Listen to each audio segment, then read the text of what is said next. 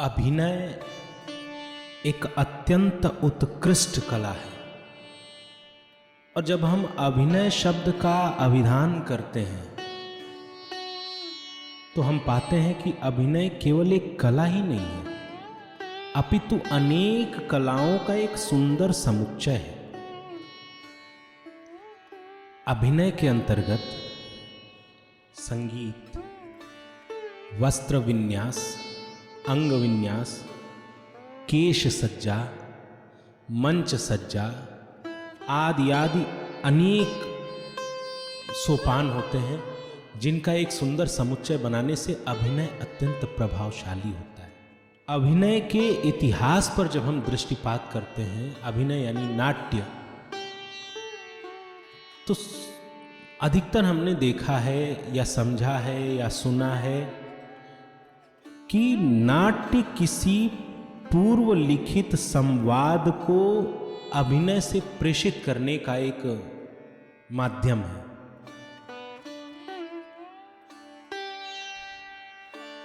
कोई भी चीज, यह हम और आप अपने व्यवहारिक जीवन में भी महसूस कर सकते हैं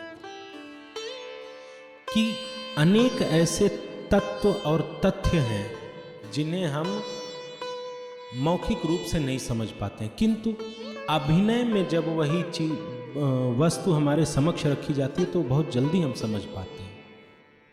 ठीक यही परिस्थिति मैया सती जब बाबा भोलेनाथ के समक्ष बैठी हैं और उनके जो मन में तर्क चल रहे हैं, बाबा भोलेनाथ ने अनेक प्रकार कोशिश की, प्रयास किया कि मैया सती के तर्कों का समाधान किया जाए। बाबा भोलेनाथ अनेक प्रकार से समझा रहे हैं, उपदेश कर रहे हैं, किंतु जो जो चीज़ें बाबा भोलेनाथ ने अपने उपदेश में मैया को बताई, मैया के समझ नहीं आई। अब मैया आ गई भगवान श्री राम के पास परीक्षण करने भगवान का। जो बातें बाबा भोलेनाथ अपने उपदेश में सती जी को समझा रहे थे, ठीक उन्हीं बातों को भगवान श्री राम अपने अभिनय से मैया सती जी को समझाते हैं। आज के इस सोपान में हम यही देखेंगे कि बाबा भोलेनाथ का उपदेश और मैया सती का तर्क और भगवान श्री राम का अभिनय किस प्रकार सामंजस्य है इसमें। तो ये सोपान भी बहुत गूढ़ और विस्तृत होने वाला है। निश्चित रूप से आप इसमें अनेक ऐसे नए तथ्य जानेंगे जिस दृष्टिकोण से आप अभी तक शायद सोचे नहीं होंगे।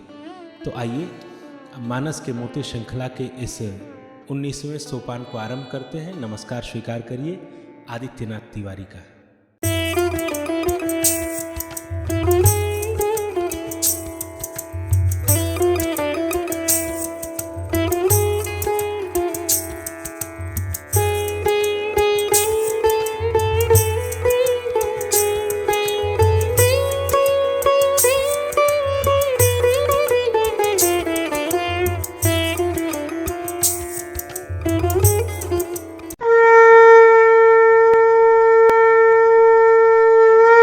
पिछले सोपान में हमने और आपने जो चर्चा की थी, तो उस चर्चा के अंतर्गत हमने देखा कि मैया सती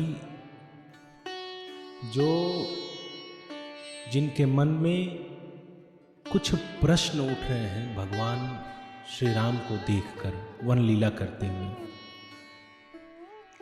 इन प्रश्नों का समाधान बाबा भोलेनाथ बार बार करते हैं अपने उपदेश में। कई बार सुनाते हैं उनको, बताते हैं कि क्या उचित है, क्या पथ्य है, क्या होना चाहिए, क्या नहीं होना चाहिए। इसकी पूरी विस्तृत चर्चा हमने और आपने पिछले सोपान में, पिछले अध्याय में, पिछले एपिसोड में कर ली है। अब बाबा भोलेनाथ बार बार उपदेश कर रहे हैं और मैया के हृदय में उपदेश लग नहीं रहा है। तो यह उपदेश क्यों नहीं लग रहा है, इसको लेके बाबा भोलेनाथ यह मान लेते हैं कि इसका कारण क्या है। क्योंकि हरि माया बल जान जी, भगवान श्री राम की ये माया है माया का प्रभाव है, इसमें सती जी का कोई दोष नहीं है। फिर इन सारी बातों को समझते हुए बाबा भोलेनाथ मैया सती को भेजते हैं भगवान श्री राम के पास परीक्षण हेतु।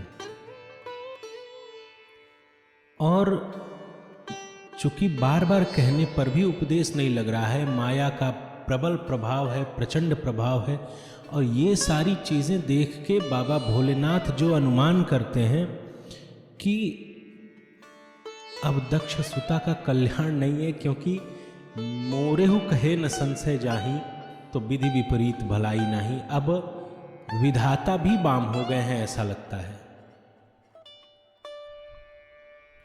इन सारे तर्कों को करते हुए फिर अंत में बाबा भोलेनाथ सोचते हैं कि अब जब भगवान ने रच के रखा है ऐसा होना, तो जो होना उन्होंने रच रखा है वो होवे। अब क्या ही हम तर्क करें, क्योंकि जो घटित होने वाला है इससे रोकने के लिए हमने बड़ा प्रयास किया। जितना मैं कर सकता था उतना मैं प्रयास किया। अब ये चीजें हमारे प्रयास से बाहर चली गई, तो अब उस पर तर्क करना उचित नहीं है।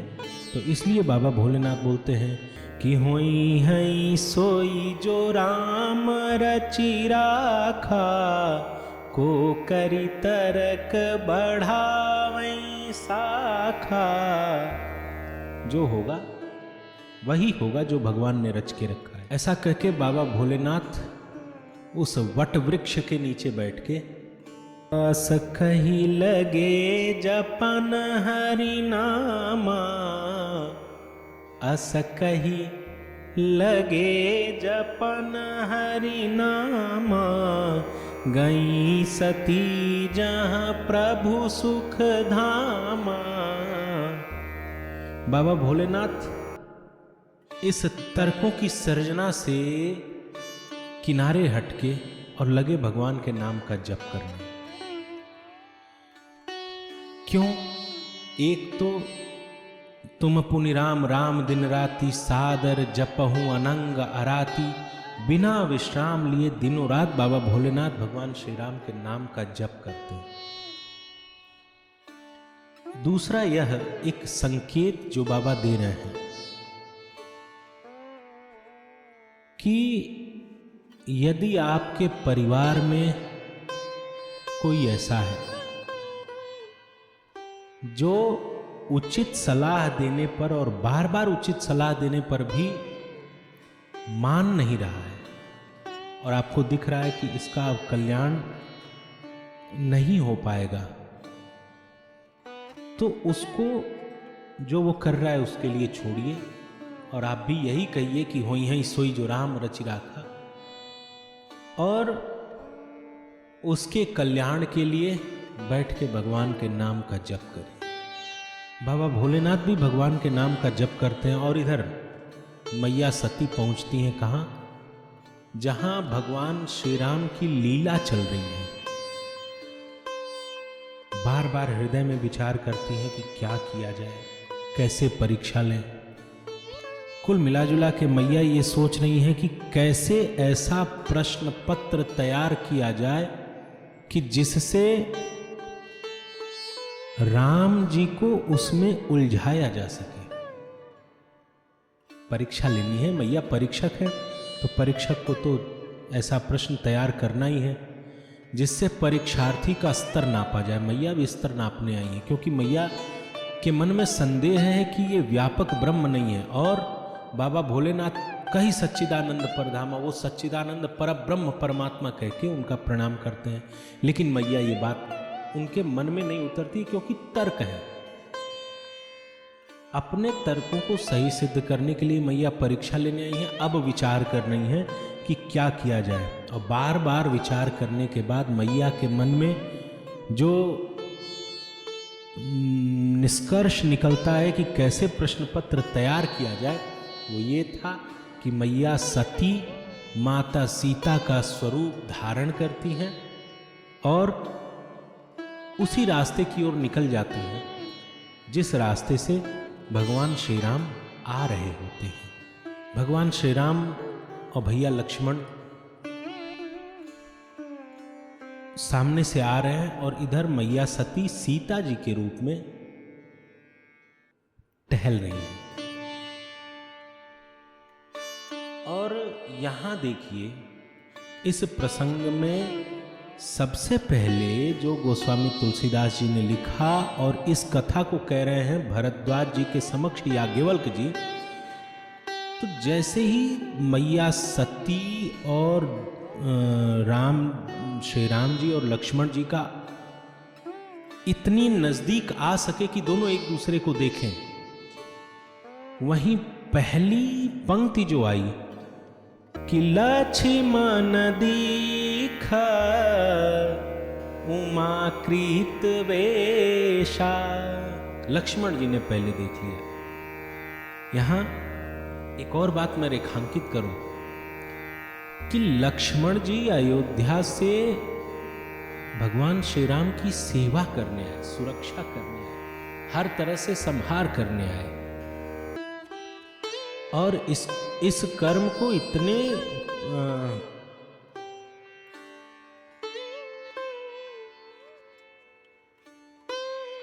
चौकन्ने होके कर रहे हैं,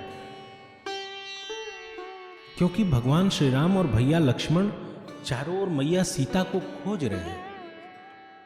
आगे आगे राम जी हैं, पीछे पीछे लक्ष्मण जी हैं, और लक्ष्मण जी आगे आगे राम जी, और इन लोगों के सामने मैया सती सीता जी के रूप में। लेकिन पहले देखा कौन? लक्ष्मण जी। लक्ष्मण दीख क्या उमाकृत वेशा, उमा मैया सती का बनाया हुआ वेश लक्ष्मण जी देखे, और देखने के बाद प्रभाव क्या हुआ? तो चकित भये, आश्चर्यचकित हो गए कि मैया सीता का हरण हुआ है, ये सती जी सीता जी के रूप में क्या कर रही है? तमाम सारे प्रश्न हैं, जिन प्रश्नों को आगे राम जी ने भी पूछा है मैया सती से।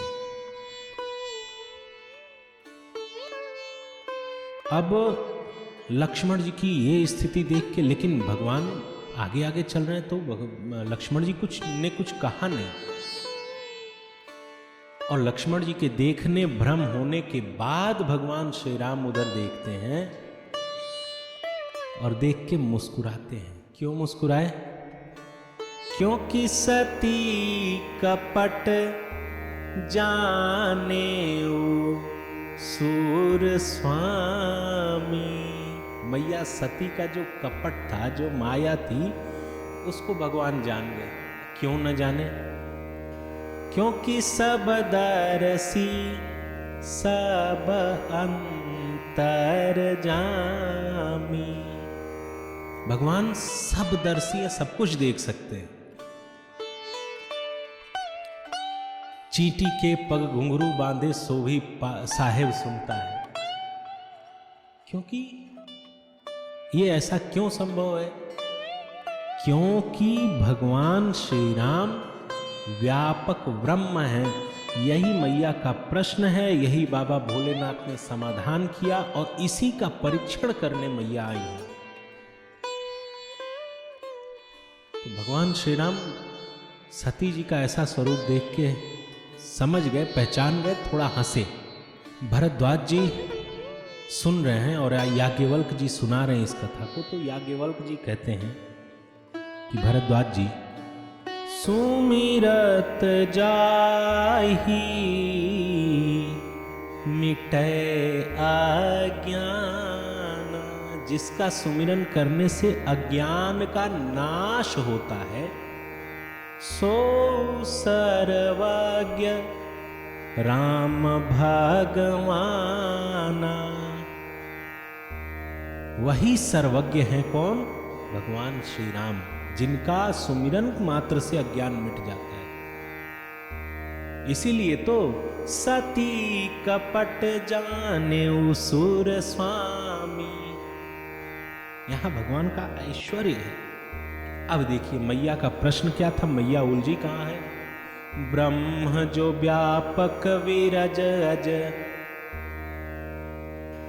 अकल अनीह भेद, सो की देह धरी कोई नर जाहि न जानत वेद।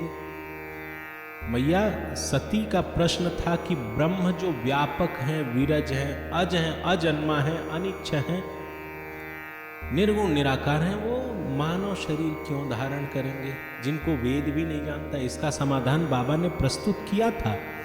अब यहाँ प्रयोगात्मक रूप से, क्योंकि परीक्षा लेने मैया आई है, तो यहाँ देखिए मैया ने अपना स्वरूप धारण किया सती जी से सीता जी का, और भगवान श्री राम के समक्ष गई तो श्री राम जी ने बिना किसी विशेष कार्यवाही के तुरंत मैया को पहचान लिया और मुस्कुराए।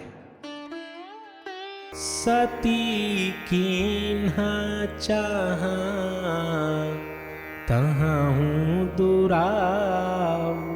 मैया सती अब भगवान श्री राम के पास भी जाके छुपाव करना चाह रही हैं। यहां इस पंक्ति को लिखने का कारण क्या है, ये कौन है भगवान श्री राम? तो अब भी पिछली पंक्ति में जो बाबा ने लिखा, याज्ञवल्क्य जी ने कहा कि सुमिरत जाहि मिटै अज्ञाना, जिसका स्मरण मात्र अज्ञान का नाश कर दे। और कपट, छल, दुराव, छुपाव, मन में छिद्र, ये सब क्या है? ये माया है, ये अज्ञान है। अज्ञान को आरोपित करना ही छल और कपट है। सामने वाला व्यक्ति जो सोच रहा है, यदि व्यक्ति किसी अंधेरे कमरे में अपने बिस्तर से उतरते हुए किसी रस्सी पर अपना पैर डाल दे और उसके मन में यह संदेह हो जाए कि यह रस्सी नहीं, सांप है। अब सांप सत्य नहीं है, सत्य क्या है कि वो रस्सी है। इसी तरह सत्य दिखता कुछ और है लेकिन होता कुछ और है। ऐसी परिस्थिति में यह परिस्थिति अगर किसी मानव के द्वारा उत्पन्न की जाती है या किसी जीवधारी के द्वारा उत्पन्न की जाती है तो यही छल है। मैया सती भगवान श्री राम के सामने सीता जी का रूप बना के आई, इसलिए कि राम जी सोचे कि ये सीता जी हैं। तो मैया सती ने राम जी के साथ छल किया। कपट और छल दो शब्द हैं। यदि मन में कुछ सोच के कोई काम किया जा रहा है तो ये कपट है, और जब मन का सोचा हुआ वो चीज कार्य रूप में परिणित होने लगा तो ये छल है। और छल, कपट, छिद्र यही माया है। दिखता कुछ और है, होता कुछ और है, यही माया है। तो जिनके नाम के स्मरण मात्र से अज्ञान, छल, प्रपंच आदि दूर हो जाता है, वही भगवान श्री राम है। और उन्हीं के समक्ष मैया सती पहुंचती हैं अपना छल लेके, अपनी माया लेके। सोचिए कितनी आश्चर्यजनक स्थिति है कि मैया सती में पिछले कई सोपान में हमने ये बोला, मैं फिर बोलता हूं, मैया सती केवल एक स्त्री नहीं है, केवल एक साधारण स्त्री नहीं है। मैया सती भगवती हैं, जगत जननी माता हैं, परम तपस्वी, पातिव्रत धर्म की पर चलने वाली वो मैया सती है, जिनकी माया में बड़े बड़े देवता गण फंस जाते हैं। स्वयं बाबा भोलेनाथ जब मैया की माया को जानना चाहे तो उनको ध्यान में जाना पड़ा। तब शंकर देखे उधरी ध्याना, सती जो कीन्ह चरित सब जाना। तो वो मैया सती भगवान के समक्ष अपनी माया लेके जा रही हैं। अब पुनः आगे की जो पंक्ति है उसमें आप फिर देखेंगे कि बाबा भोलेनाथ ने भी मैया के अंदर आए इस दोष तो नहीं कहेंगे, इस परिस्थिति के उत्पन्न होने का जो दोष है ये बाबा भोलेनाथ मैया सती पे नहीं मरते हैं। बाबा भोलेनाथ कहते हैं हरि माया बल जानिजिए, ये भगवान की माया है। अब इसी बात को पुनः भगवान श्री राम भी सिद्ध करते हैं कि ये सती जी का दोष नहीं है, जो भी हो रहा है ये सती जी का दोष है ही नहीं है। तो किसका दोष है? तो भगवान मुस्कुराए, निज माया बलु हृदय बखानी। अपनी माया का यह प्रबल प्रभाव देख के भगवान मुस्कुराए कि जिनकी माया से अच्छे अच्छे लोग भ्रमित हो जाते हैं, उनको भी हमारी माया ने भ्रम में डाल दिया। भगवान मुस्कुराए। और एक बात और मैं यहां रेखांकित करूं, आप ध्यान दीजिएगा। श्री रामचरितमानस में जब जब भगवान के समक्ष कोई माया लेके गया है, तब तब वो ठगा गया है और उसका परिणाम बहुत भयानक हुआ है।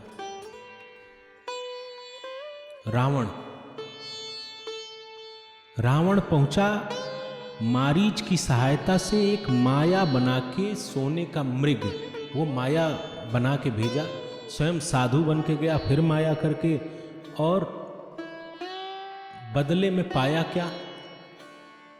तो पाता है मैया सीता को हरण करना था और ले आता है मैया सीता की फोटो।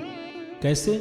तो इसका वर्णन हमने एपिसोड 12वें एपिसोड में या 11वें या 12वें एपिसोड में हमने किया।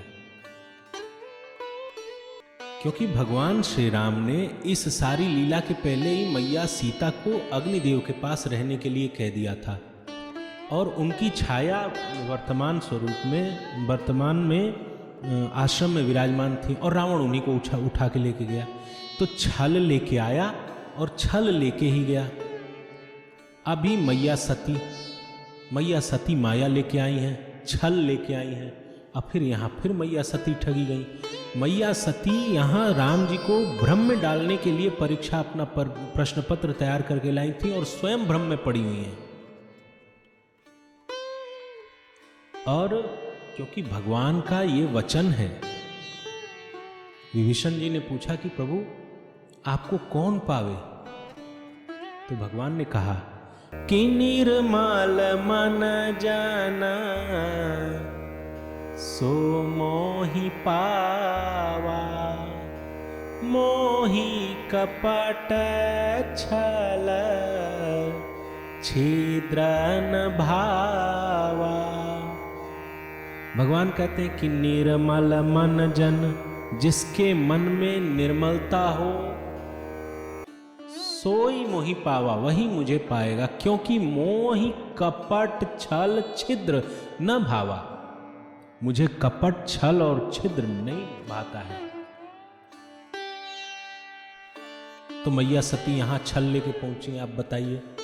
अच्छा, यहां आपका एक और प्रश्न हो सकता है कि मैया सती छल लेके माया लेके पहुंची थी भगवान श्री राम के पास, लेकिन फिर भी भगवान ने अपना विराट स्वरूप दिखाया। अभी आगे हम चर्चा करेंगे इस पर कि भगवान ने विराट स्वरूप दिखाया। तो फिर ये वाक्य एक दूसरे से कट जाते हैं ना, कि एक और भगवान विभीषण जी से कहते हैं कि जो छल, जिसके मन में छल प्रपंच हो वो मुझे नहीं पा सकता है, और यहाँ मैया छल लेके पहुंच रही है, फिर भगवान ने विराट स्वरूप का दर्शन भी कराया, ऐसा कैसे?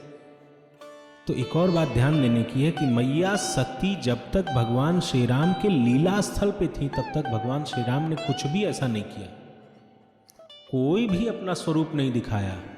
अभी हम आगे चर्चा करेंगे कितनी सावधानी से भगवान श्री राम मैया को अपना परिचय देते हैं। और वैसे ही जब मैया वहां से प्रस्थान करती है, रास्ते में होती है, तब अपना विराट स्वरूप दिखाते हैं। भगवान के लीला मंच से मैया आगे निकल चुकी थी, तब भगवान अपना विराट स्वरूप दिखाते। तो इधर मैया पहुंची है भगवान के समक्ष, और भगवान अपनी माया के बल को बखानते हैं, बहुत प्रशंसा करते हैं अपने उस माया के बल की, जिसने जिसने उसको भी भ्रम में डाल दिया, जिसकी माया सबको भ्रम में डालती है। अब भगवान बड़ी सावधानी से मैया सती के प्रश्नों का उत्तर भी देते हैं, अपना प्रभाव भी दिखाते हैं और अपना प्रभाव भी छुपा लेते हैं, यानी अपने अभिनय में रहते हुए अपना प्रभाव दिखाते हैं। कितनी सावधानी से मैं रेखांकित करूंगा, पुनः सुनिए। कि जोरी पानी प्रभु कीन्हा प्रणाम, पिता समेत लीन्ह निज नाम। भगवान दोनों हाथ जोड़ के प्रणाम करते हैं और पिता समेत लीन निज नामू, पिताजी के साथ, यानी मैं महाराज दशरथ का पुत्र राम और ये मेरे अनुज लक्ष्मण हैं, पिता समेत लीन निज नामू। अब यहां कसौटी देखिए कि भगवान दोनों हाथ जोड़ के प्रणाम करते हैं और ये भी कहते हैं, कहे उ बहोरी कहाँ वृष के तू, विपिन अकेली फिरहु के ही हेतु। तो भगवान श्री राम अत्यंत सावधानी से मैया सती को अपना प्रभाव दिखा के छुपा लेते हैं।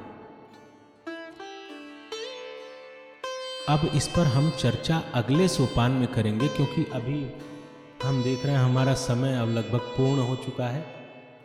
तो हम मिलते हैं पुनः अगले सोपान में। तब तक के लिए अनुमति दीजिए। सादर जय सिया राम।